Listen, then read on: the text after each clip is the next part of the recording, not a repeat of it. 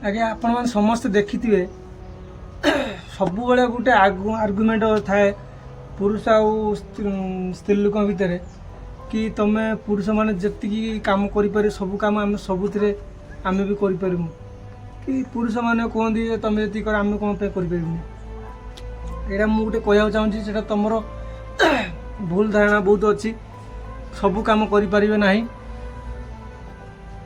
କ'ଣ ପାଇଁ ଭଗବାନ ମଣିଷ ଜନ୍ମ ଦେଇଛନ୍ତି ସମସ୍ତଙ୍କୁ ସମାନ ଭାବରେ ସମ୍ମାନ ମିଳିବ। ତାମାନେ ପୁରୁଷ ଯେତିକି କାମ କରୁଛି ଗୋଟେ ସ୍ତ୍ରୀ ସେତିକି କାମ ସବୁ କରିପାରିବ କି ସ୍ତ୍ରୀ ଯେତିକି କାମ କରୁଛି ସବୁ କାମ ପୁରୁଷ କରିପାରିବ, ଏଇଟା କେବେ ଅସମ୍ଭବ। ତ ପୁରୁଷ ପାଖରେ ଗୋଟେ ମର୍ଯ୍ୟାଦା ଗୋଟେ ଅଲଗା ଥାଏ, ସ୍ତ୍ରୀ ଲୋକଙ୍କ ପାଖରେ ଗୋଟେ ଅଲଗା ମର୍ଯ୍ୟାଦା ଥାଏ।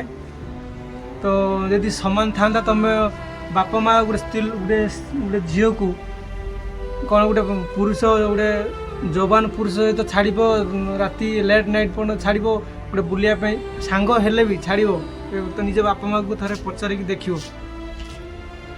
ଫ୍ରିଡ଼ମ୍ ନାଁରେ ଯେଉଁ ତାମସା ଲଗେଇନ ପୁରୁଷଙ୍କୁ ଯେତିକି ଫ୍ରିଡ଼ମ୍ ମିଳୁଛି ଆମକୁ ଝିଅମାନଙ୍କୁ କ'ଣ ପାଇଁ ଫ୍ରିଡ଼ମ୍ ମିଳୁନି।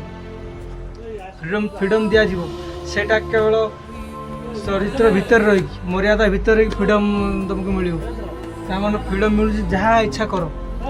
ଗୋଟେ ସ୍ତ୍ରୀର ଯେତିକି ମର୍ଯ୍ୟାଦା ସେତିକି ମର୍ଯ୍ୟାଦା ଭିତରେ ରୁହ, ପୁରୁଷ ଯେତିକି ତାଙ୍କର ମର୍ଯ୍ୟାଦା ସେତିକି ଭିତରେ ରୁହନ୍ତୁ।